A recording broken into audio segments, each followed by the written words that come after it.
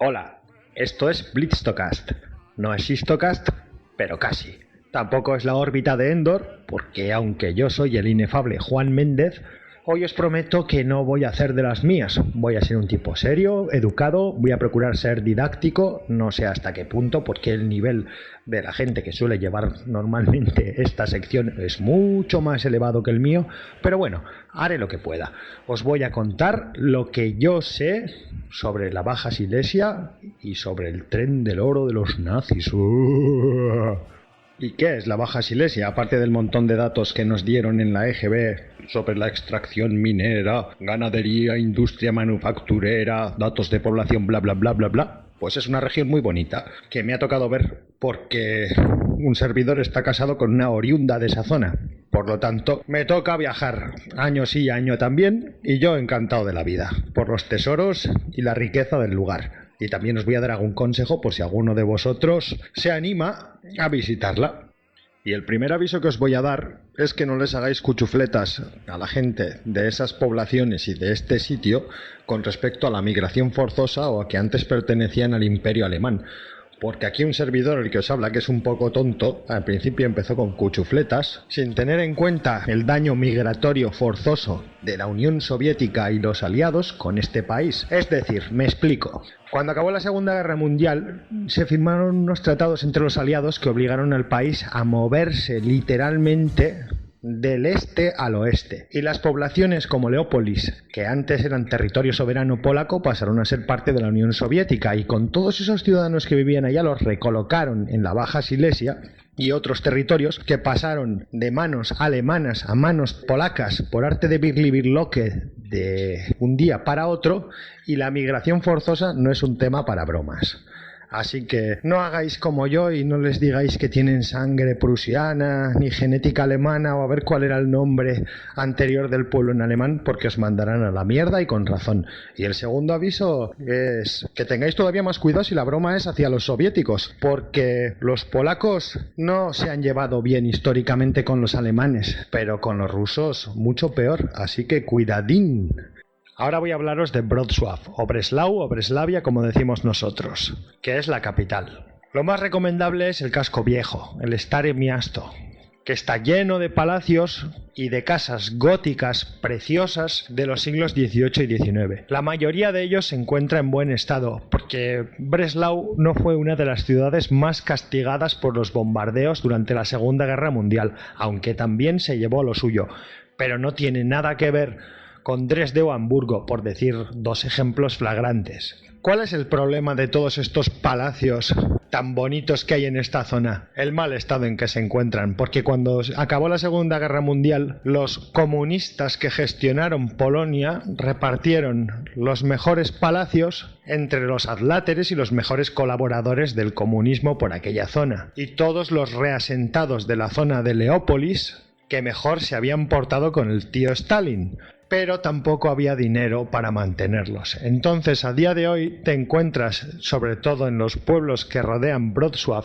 Extrarradio, etcétera, etcétera, palacios en un estado ruinoso porque no hay dinero para mantenerlos. La gente corriente y moliente vive en los edificios de bloques soviéticos de toda la vida. Otra cosa recomendable si vais al casco viejo es que os atraquéis, pero atracaros si podéis, de kielbasa y pivo. O sea, salchichas autóctonas y cerveza, porque las cosas como son. Los polacos no tienen buen vino porque no son de viñedos, pero tienen una cerveza espectacular. Y el vodka ni les cuento, oigan. Y los embutidos también son maestros, sobre todo ahumados. Así que, si tienen la ocasión de visitar Wrocław, dense un homenaje que se lo recomienda desde aquí el señor Juan Méndez.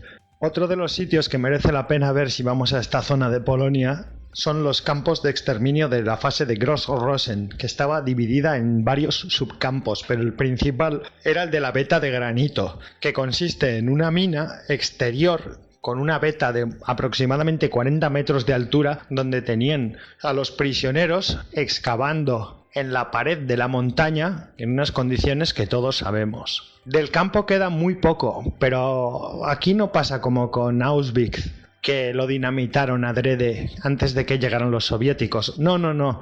Este fue desmantelado por los propios polacos, que estaban tan necesitados de los materiales con los que se había fabricado el campo, que lo deshicieron en una pésima maniobra de los comunistas. En vez de haber dejado para escarnio y como prueba para todo el mundo de las burradas que aquí se habían hecho, fue deshecho voluntariamente porque necesitaban la madera, los bloques y los componentes del campo para sus propias infraestructuras. Eso da una muestra de la miseria que se pasó aquí en los años de posguerra. No olvidemos que Polonia es el país más castigado de la Segunda Guerra Mundial. 1 de cada 4 polacos perdió la vida en el conflicto. Os voy a poner un ejemplo palmario de lo que es tener que necesitar los pocos recursos que hay en su momento cuando hay que utilizarlos. En la población en la que me suelo alojar cuando voy de vacaciones a esta región, vi en el mapa que uno de los subcampos de Gross-Rosen estaba situado en una población que se llamaba Bielava, que estaba al lado de donde yo me alojo habitualmente. Le pregunté a mi familia ¿por qué no sabía yo de la existencia de este campo de exterminio estando al lado? Y me explicaron que era muy sencillo. Me montaron en el coche, me llevaron allá y era un bloque de viviendas, pequeños barracones que estaban habilitados como casas y gente viviendo dentro. Al acabar la guerra tuvieron que optimizar esos campos y esos barracones para vivir, y a día de hoy no hay nada que recuerde su oscuro pasado salvo una pequeña plaquita en una de las esquinas de las casas que pone: bueno, este fue un anexo de Gross-Rosen. Y ahora vamos al plato fuerte. Vamos al proyecto Riese, al tren del oro nazi. ¿Qué es esto? Pues esto es una cordillera montañosa, que son las montañas del Búho, que Polonia no es plana, por mucho que lo digan por ahí, que alguna montaña que otra hay, y esta está tunelada, está agujereada. Muchos de estos túneles fueron hechos por mano de obra esclava, capturada por el Reich, y otros ya eran túneles naturales que se utilizaban para la extracción de carbón. ¿Qué era el proyecto Riese? Pues no está muy claro a día de hoy. Dicen que se perdió la documentación, que era un centro para la investigación de nuevas armas nazis, simplemente búnkeres para protegerse de la artillería y los bombardeos soviéticos. En fin, vaya usted a saber. Hay mucho oscurantismo y también mucha mitología barata, todo hay que decirlo, porque un servidor ha estado ya en varios de estos túneles. He estado en Balimskie, en Bodard, en la entrada de Baubrich, de la que hablaré más tarde, y te meten mitología donde pueden. Estás en medio de unos túneles construidos horadando la montaña, probablemente por mano de obra esclava, y otros de dinamita Nobel o de la Fundación Todt, con lo cual volvemos a la mano de obra esclava, y aparecen V1, V2, unos artefactos para generar antimateria, bocetos de los hermanos Horten y Sanger para crear naves, en fin, un poco los nazis de la Antártida en la Luna y tal. ¿Qué pasa con todo esto? Que no está bien explotado y no está bien llevado. Porque la montaña, como ya he dicho antes, está horadada hasta la extenuación, y los estudios de georradar te demuestran que las montañas del Búho a día de hoy están como un queso de Gruyère. Y venga a andar, y venga a andar.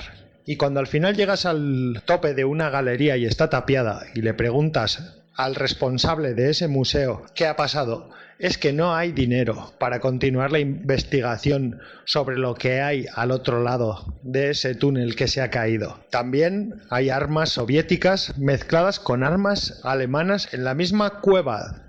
Me pude encontrar tanquetas soviéticas posteriores al Pacto de Varsovia, cual telón de acero, y dentro de la galería, pudriéndose en el suelo, ojo, en el suelo, MPs 44, lanzagranadas, Schmeisser, Kar 98, literalmente podridos. Vamos a Baubrich. Hace poco, oyendo la radio, acerca del cacareado tren del oro nazi, un corresponsal de una radio que voy a omitir decía: en este pueblecito los lugareños se han encontrado la sorpresa de que tienen un tren cargado de oro y los lugareños no salen de su asombro. Bueno, para el carro, Manolo. Baubrich tiene 117.000 habitantes. O sea, que de pueblecito nada.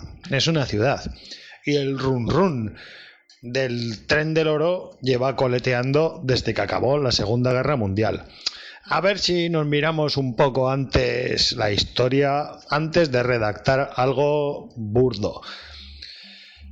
A lo que iba. Es mitología. Yo personalmente lo creo. Baubrich tiene un nudo ferroviario. No olvidemos que esta era una región clave en el envío de materias primas de suministro para el eje, y como ello está cuajado de vías ferroviarias. Muchas de ellas sí que están enterradas porque los trenes entraban dentro de lo que son la zona de las minas y algunos de ellos fueron derrumbados. Ojo, que trenes sí se han encontrado enterrados, pero cargaditos de oro y de obras de arte todavía no. ¿Por qué pienso yo que esto es mitología chusca?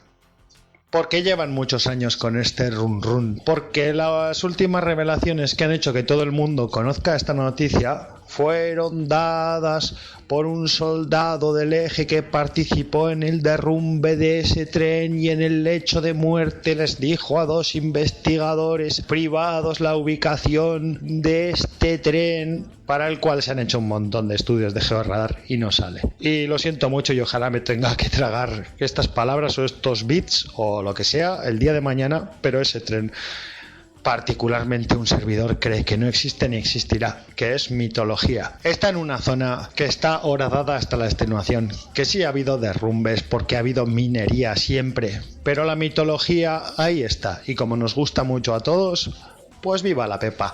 Ya dijo el alcalde de Baubrich hace tiempo que el tren del oro hacía tiempo que había llegado, porque debido a esta noticia la zona está cuajada de turistas como un servidor y de otros investigadores y equipos de cazatesoros que quieren hacerse con esta bicoca, con lo cual el suministro turístico para esta zona está más que garantizado.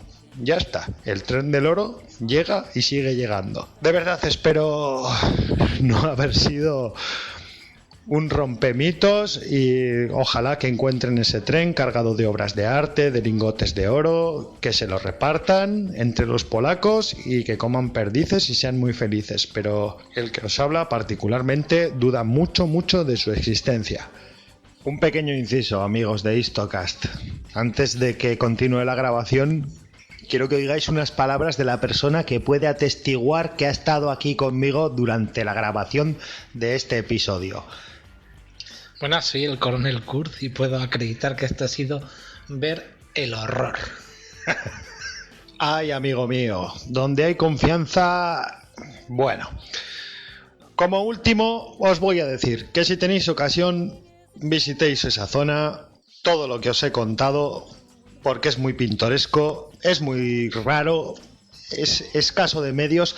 El día de mañana no te dejarán hacer cosas como bajar al fondo de las minas de Valimsky, meterte en un bote subterráneo por unas galerías inundadas, autodirigirte tú agarrado a unas cuerdas, coger MPs 44, ponerte hasta arriba de cerveza de la buena y de buena manduca por 4 Suotic, que viene a ser €1, y disfrutar de esta región tan bonita. Espero no haberos defraudado mucho, que me perdonéis porque, como ya os he dicho al principio, mi nivel no es ni de lejos el de los habituales que llevan estas secciones, pero bueno, espero haber sido didáctico, espero que os hayáis pasado un buen rato por lo menos, escuchar mucho Lode, escuchar mucho Histocast y el lema de esta santa casa: Semper Fidelis.